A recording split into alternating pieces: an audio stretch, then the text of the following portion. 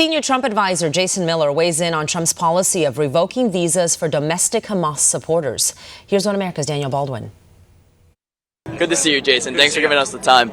President Trump has been emphatic that revoking visas for domestic Hamas supporters is a key step to keeping Americans safe. He was first on the issue. He's emphatic on the issue. Why is this a crucial step, and why isn't the administration currently doing anything about it?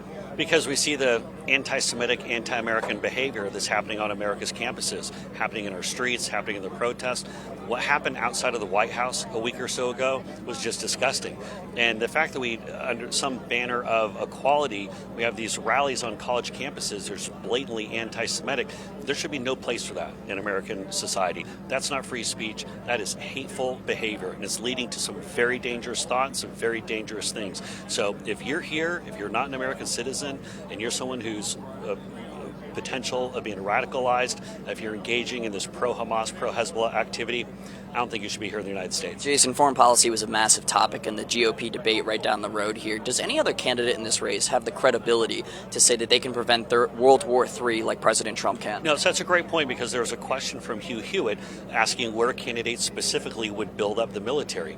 They completely choked. They missed the entire point. The point isn't to say, I'm going to get us to 291 ships or 300 ships. The answer is, what are our objectives and how are we going to prevent the United States from going into World War III? But that's not what any of the candidates did. They all took the bait. They put on their George Bush, Liz Cheney neocon hats and tried to figure out how to answer it. But they're all small ball thinkers. The only one who's in position to be president again is President Trump. And that's why you saw tonight here in Hialeah, why you have 10,000 people showing up for President Trump. That's why they're naming streets here in Hialeah after President Trump, while Rob DeSanctimonious is getting paved over. It's not even comparison. Last from May, President Trump called a couple of months ago in an Agenda 47 to build the U.S.'s own version of the Iron Dome. He proved to be ahead of the curve yet again. Why is this type of forward thinking necessary from someone who's going to inherit the White House? Well, because President Trump doesn't think like a politician. And that's the thing you got to remember, even going back to when he first came down the escalator in 2015, he has the ability to break through those so-called political guardrails, or where people say you can't talk about this subject or you can't talk about that subject. He calls it like he sees it. That's part of the reason why you have all these people here in Hialeah, because they want someone who's going to be straight with them, who's going to get up there and actually lead, and not just give some rehearsed talking points from the Koch Foundation. Thanks, Jason.